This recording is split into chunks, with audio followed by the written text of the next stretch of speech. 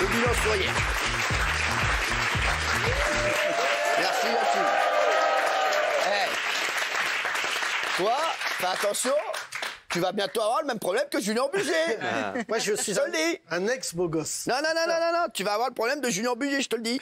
Pas tarder à me faire chier. Ça va, mon bébé? Ça va? Une fois n'est pas coutume, Gilles Verdez a encore craqué. Ça va, Gilles? Très bien. Il a encore traité quelqu'un d'islamophobe. Voici donc tout de suite le point facho, pas facho. Facho, pas facho, facho, pas facho. Donc Gilles, après avoir traité une bouteille d'eau d'islamophobe, la semaine dernière, tu as dû payer 5 000 € pour tes frais de justice parce que tu as traité Bernard de la Villardière d'islamophobe.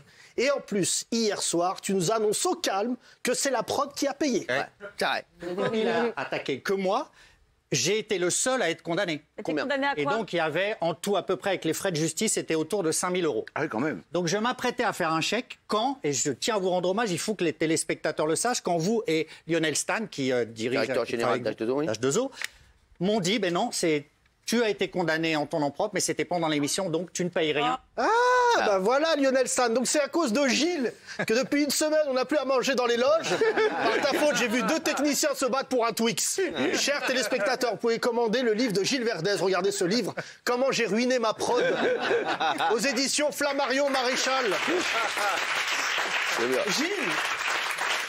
Gilles, je te le dis avec sympathie, t'es comme les convertis, t'en fais trop. T'es plus engagé que les musulmans sur la cause musulmane. Je sais que t'aimes Fatou, mais calme-toi, sinon elle va te retrouver en prison.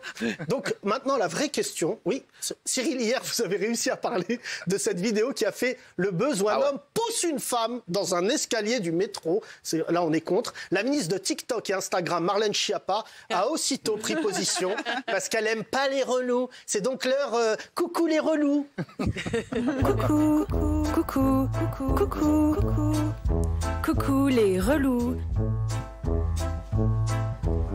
Salut, aujourd'hui dans Coucou les relous, c'est pas bien de pousser une femme dans un escalier. Ça se fait pas, c'est relou.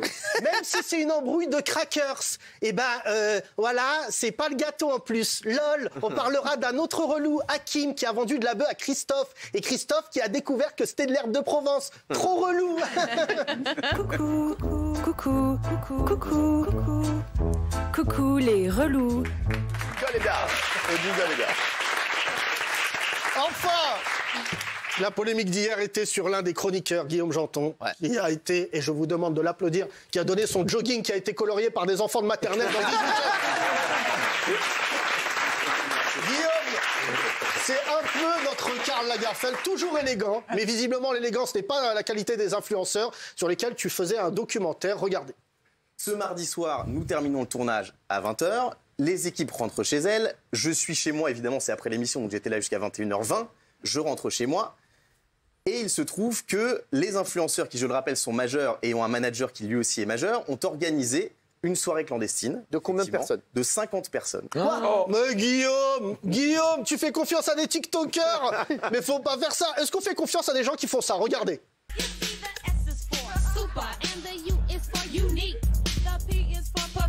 And you know that we are freaks. The E is for exotic and the R is for raps. So tell those nosy people just to stay the hell back. Mais Guillaume, tu leur fais confiance là, tu vois pas qu'il n'y a rien à tirer de cette génération. J'en ai 2 moi. Dans la presse s'est déchaînée sur toi. Mais heureusement, TPMP c'est une famille, Cyril. C'est ce que tu m'as dit. On refait la barbe. Tout le monde s'aime. Et quand on a posé la question aux chroniqueurs si tu étais coupable, regardez. Voilà. Voilà, comme dit l'expression, quand tu as des chroniqueurs comme ça, t'as pas besoin d'ennemis. Même Gilles Verdez, à un moment, il t'a traité d'islamophobe. D'ailleurs, je sais pas si t'es au courant, mais les chroniqueurs ont voté oui à une autre question. Regardez.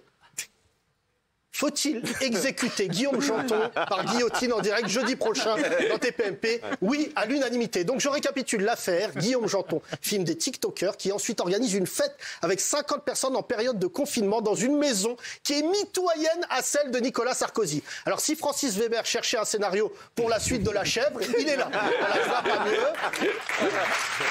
C'est vrai. Alors, la folie en plus... c'est que c'est Sarkozy lui-même qui est venu sonner à la porte. Je suis sûr que quand les TikTokers, ils ont ouvert, ils l'ont même pas reconnu, ils s'intéressent pas à la politique, ils ont dit « Ah là là, il est relou, viens on appelle Marlène Schiappa ». Bonne soirée. Merci Yacine Bellatar, merci mon Yacine d'amour, merci.